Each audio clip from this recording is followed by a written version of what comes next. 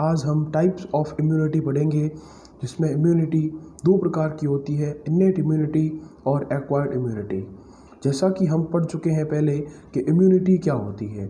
Immunity the resistance possessed और acquired by an individual to fight against a particular microbes और disease और its toxic product is called immunity. तो आज immunity के types के बारे में पढ़ते हैं, जिसमें इन्नेट और एक्वायर्ड इम्यूनिटी दो प्रकार की होती है। इम्यूनिटी एक्वायर्ड इम्यूनिटी को भी आगे और डिवाइड किया गया है, जिसमें फर्स्ट एक्टिव और पैसिव इम्यूनिटी, और एक्टिव को भी आगे और डिवाइड किया गया है, जिसमें नेचुरल और आर्टिफिशियल, और पैसिव को भी एक्टिव की तरह नेचुरल और आर्टिफिशियल में डिवाइड किया गया है। चलो आज हम इन्नेट इम्यूनिटी के बारे में पढ़ते हैं। Innate immunity is also referred to as a natural immunity. Innate immunity को नेचुरल इम्यूनिटी कहते हैं क्योंकि ये जन्मजात रहती है, इनबोर्न रहती है, because it is inborn and is independent of experience, previous experience. ये जो प्रीवियस एक्सपीरियंस है उससे इंडिपेंडेंट रहती है, स्वतंत्र रहती हैं। अब बात करते हैं नेक्स्ट लाइन की। It is dependent upon the activities of phagocytes, non-specific antimicrobial substances and metabolic change in the body of the hosts, changes in the body of the hosts। ये फेगोसाइट्स की एक्टिविटीज़ पर, non specific antimicrobial substance की activities पर, और metabolic change जो host के अंदर होते हैं, इन तीनों चीज़ों पर ये डिपेंडेंट रहती हैं। इन्नेट इम्यूनिटी जो not due to the presence of any specific type of antibody, इसमें किसी भी प्रकार की स्पेसिफिक टाइप की एंटीबॉडी नहीं रहती है। ये हमेशा माइक्रोब्स को ग्रोथ नहीं होने के लिए, माइक्रोब्स की ग्रोथ होस्ट की बॉडी के अंदर नहीं होने के लिए ये होती हैं। इस जैसे कि एग्जांपल की बात करते हैं, a common type of such innate immunity is a contagious disease distemper, which is fatal to the dogs but is non-pathogenic to the humans। जैसे कि एक कॉमन टाइप की डिजीज़ है जो कुत्तों के अंदर होती है, जिसको बोलते हैं डिस्टेम्पर। डिस्टेम्पर ये कुत्तों के लिए तो घातक होती है, लेकिन ह्यूमंस के लिए एक नॉन पैथोजेनिक है, मतलब ह्यूमंस के लिए घातक नहीं होती है, ये कुत्तों के लिए बहुत घातक होती है। कुछ फैक्टर्स हैं जो इन्नेट इम्यूनिटी या नेचुरल इम्यूनिटी के अंदर शामिल होते हैं और इन्फेक्शन को रोकते हैं, जैसे कि जनरल हेल्थ है, एज है, न्यूट्रिशनल स्टेटस है, और सेक्स है, फीवर है, etcetera also resist the infection and are include in the natural और इन्नेट इम्यूनिटी। जैसे कि जनरल हेल्थ वगैरह ये सब कुछ शामिल होते हैं, यानी इन्नेट इम्यूनिटी के अंदर ये शामिल होते हैं, और ये बहुत ग्रेट रोल प्ले करते हैं हमारे इन्फेक्शन को रोकने के लिए। अब इसकी कुछ फैक्टर्स हैं जिसको अपन पढ़ेंगे, जो इन्नेट इम्यूनिटी के अंदर होते हैं, जो फॉरेन ऑर्गेनिजम्स को, फॉरेन इन्वेजन्स को, जो फॉरेन ऑर्गेनिज्म है, माइक्रो ऑर्गेनिजम्स है, बाहर के जो आते हैं वो अटैक करते हैं होस्ट की बॉडी के अंदर, तो उसको रोकने के लिए कुछ इनबोर्न जो जन्मजात से कुछ फैक्टर्स रहते हैं ह्यूमन बॉडी के अंदर, जैसे कि ह्यूमन बॉडी या इनवर्टिब्रेट्स के अंदर रहते हैं। जैसे कि पहला फैक्टर्स है फिजिकल फैक्टर्स। ऐसे कुल मिला के 4 फैक्टर्स रहते हैं। फर्स्ट है फिजिकल फैक्टर्स, और सेकंड है बायोकेमिकल फैक्टर्स, थर्ड है सेलुलर फैक्टर्स, और फोर्थ है जेनेटिक फैक्टर्स। आज हम 2 फैक्टर्स के बारे में पढ़ते हैं। फिजिकल फैक्टर्स, सबसे पहले फिजिकल फैक्टर्स के बारे में पढ़ते हैं। म्यूकस लाइनिंग, पहली बात करते हैं कि फिजिकल फैक्टर्स के अंदर म्यूकस की लाइनिंग के बारे में। म्यूकस जो लाइनिंग होती है, ये ऑलमोस्ट ऑल पासेजेस और opening of the body are lined by a mucous membrane. जितनी भी पैसेजेस होती है और ओपनिंग होती है, वो सब म्यूकस की मेम्ब्रेन द्वारा लाइंड रहती है। मतलब कहने का मतलब है कि जो जितने भी अपन के अंदर जो पैसेजेस है ह्यूमंस बॉडी के अंदर या और भी वर्टिब्रेट्स के अंदर, ये सब म्यूकस की लाइनिंग द्वारा कवर्ड रहते हैं। और ये म्यूकस की लाइनिंग जो म्यूकस को सीक्रेट करती है, और म्यूकस एक स्टिकी सब्सटेंस होता है, चिपचिपा पदार्थ होता है, जो बहुत सारे माइक्रो ऑर्गेनिज्म को रोक देता है, मतलब ट्रैप कर देता है, फंसा देता है अपने अंदर, और अंदर नहीं जाने देता है। It secretes a mucus which is a strictly sticky substance and hence trapped a variety of microorganisms। इसके कारण ये एंट्री को it's thus restrict the entry of such agents which may otherwise prove to be infectious if these are capable of finding a way inside the organismal body।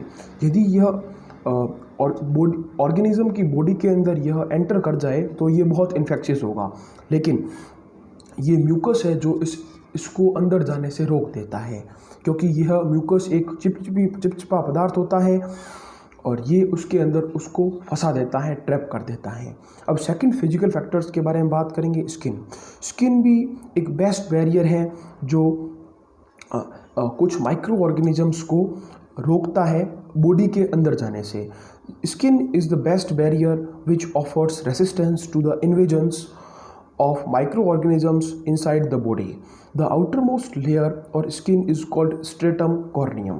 जो सबसे skin की बाहरी परत होती है उसको बोलते हैं stratum corneum। ये stratum corneum है जो माइक्रोबियल एक्टिविटीज़ को रोकती है शरीर के अंदर जाने से, ठीक है ना। ये शरीर के अंदर जाने से रोकती है माइक्रोबियल एक्टिविटीज़ को। कौन? Stratum corneum. अब बात करेंगे थर्ड फिजिकल फैक्टर्स के अंदर थर्ड चीज़ की बात करेंगे जिसमें बोलते हैं सीलिया। वेरियस टिश्यूज और organs are lined by the ciliated epithelium. Apart from executing a number of specialised function, it is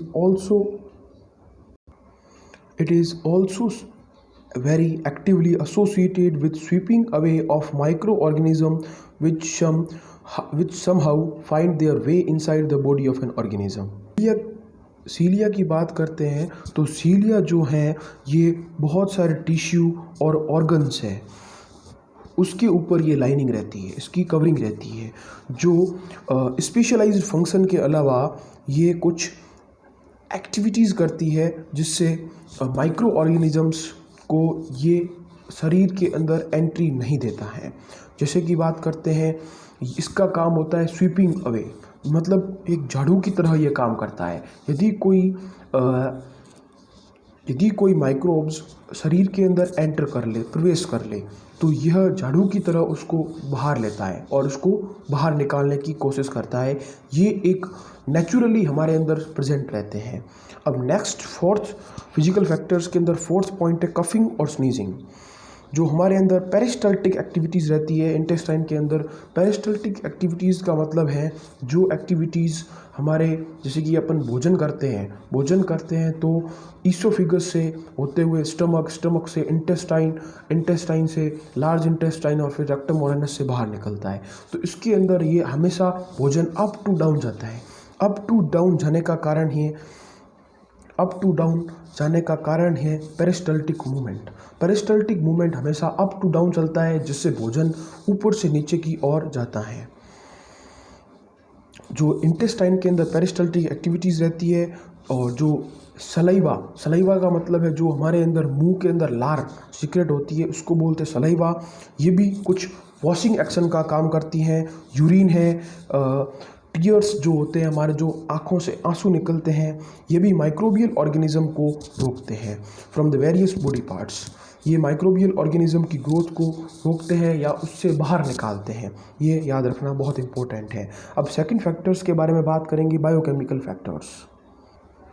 अब सेकंड बायोकेमिकल फैक्टर्स के बारे में बात करते हैं, जो हमें प्रोटेक्शन कैसे प्रोवाइड करता है उसके बारे में पढ़ते हैं। इसमें से फर्स्ट पढ़ेंगे secretions of digestive track, nasal secretion and saliva.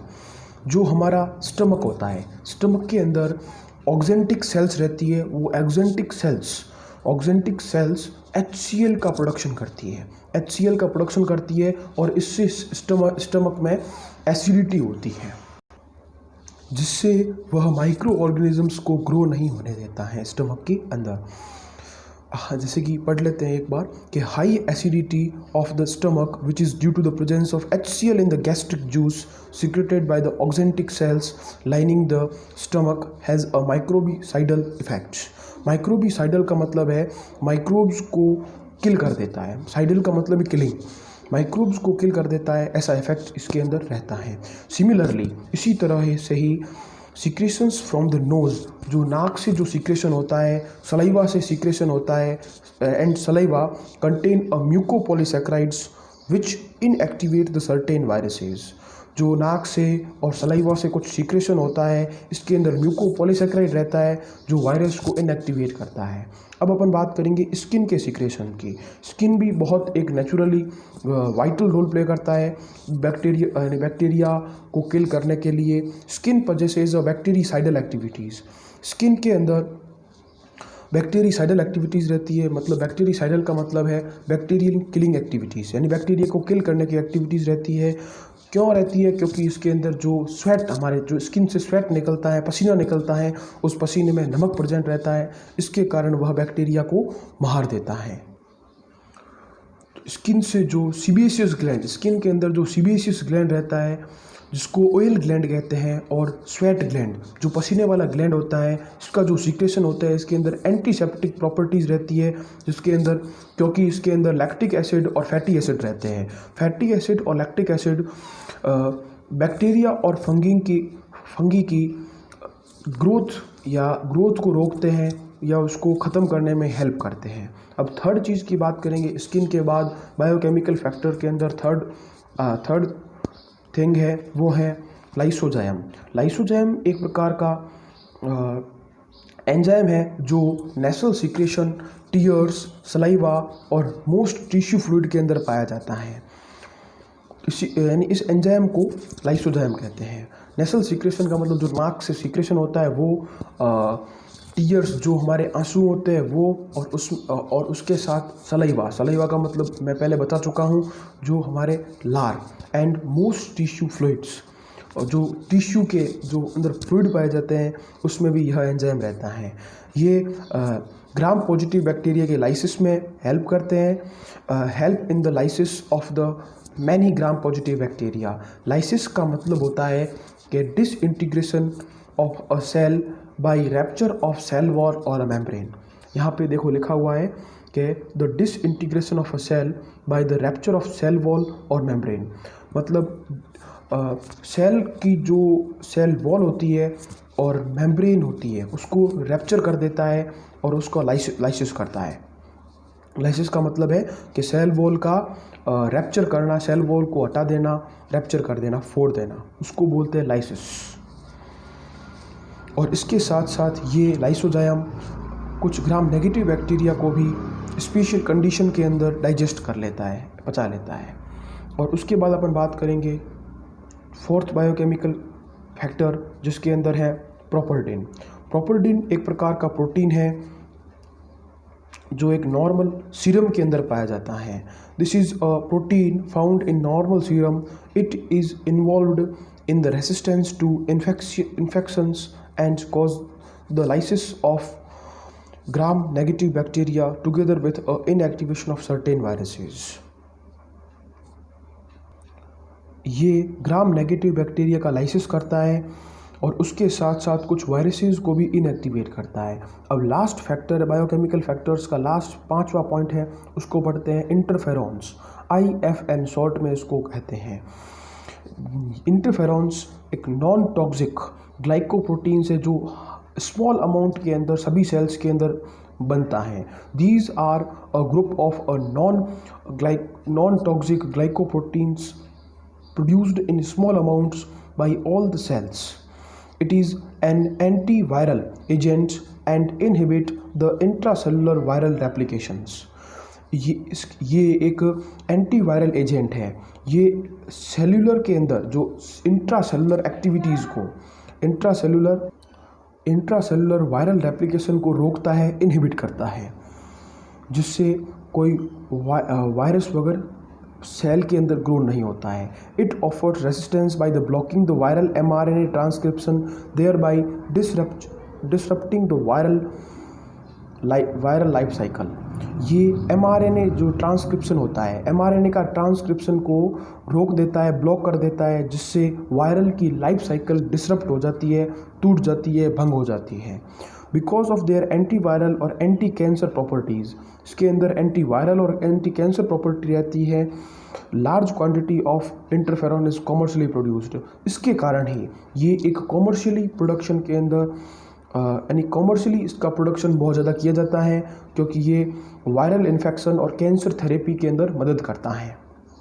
Thank you for watching this video.